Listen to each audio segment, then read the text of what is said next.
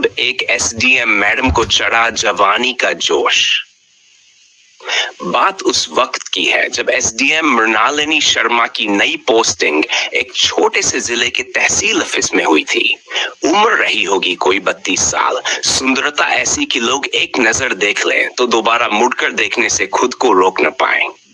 तेज तर्रार, सख्त मिजाज, लेकिन दिल की कहीं न कहीं बेहद कोमल। जैसे ही मृणालिनी ने चार्ज लिया, उसे एक नया बॉडीगार्ड मिला, रविशेखर।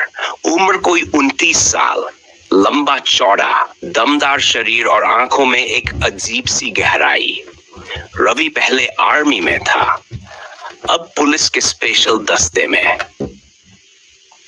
पहले दिन ही मृणालिनी ने उसकी फिटनेस और अनुशासन को नोटिस किया।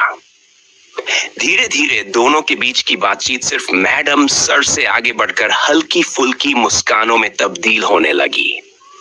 दिन भर की व्यस्तता के बाद जब मृणालिनी ऑफिस से निकलती तो रवि उसकी गाड़ी चलाता।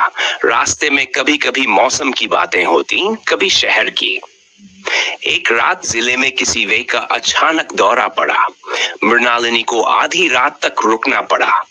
ऑफिस से निकलते वक्त बारिश शुरू हो चुकी थी। गाड़ी स्टार्ट नहीं हो रही थी।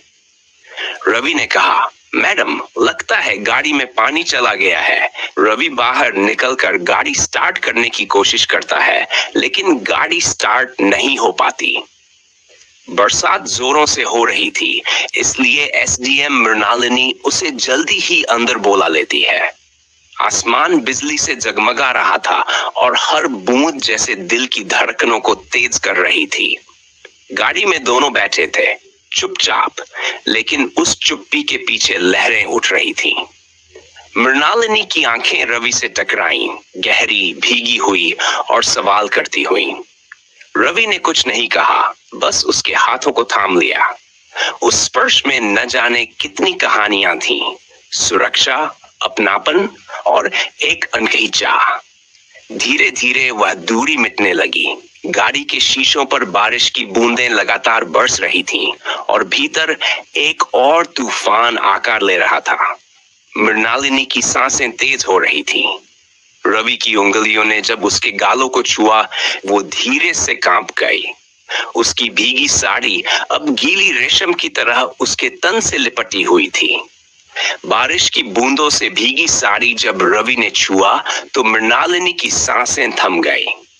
रवि ने उसके चेहरे को अपने हाथों में लिया और दोनों के होंठ एक दूसरे से मिलने लगे, पहले धीरे, फिर बेखुदी में डूबकर। रवि की उंगलियां उसके ब्लाउज के हुक तक पहुंची। मृणालिनी ने नजरें नहीं चुराई, जैसे उसे इंतजार था इस पल का। हुक खुले और रवि की हथेलियों के नीचे उसकी नरमी धड़कने लगी।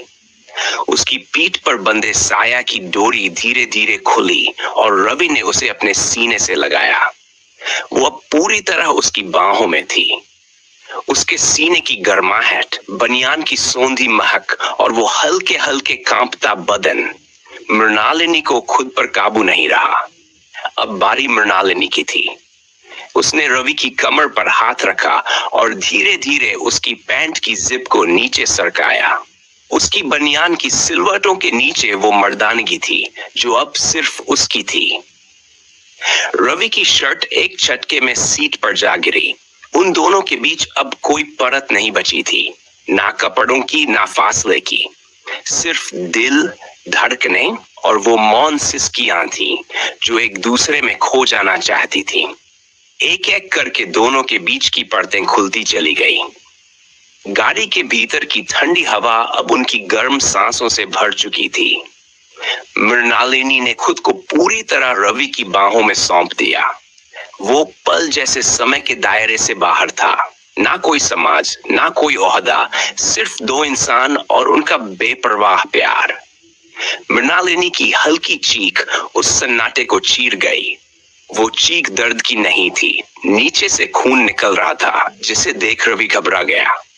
उसने मैडम के आंसू पोंछे, उन्हें सहलाया और गले से लगा लिया।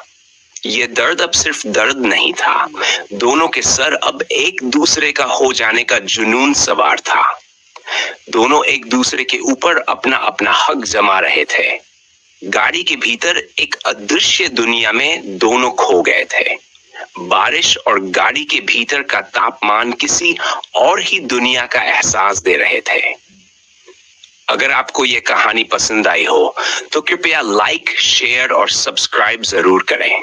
साथ ही अगर आप और ऐसी दिलचस्प कहानियां चाहते हैं तो हमारे चैनल को फॉलो करें और कमेंट करके बताएं कि अगला हिस्सा किस बारे में होना चाहिए।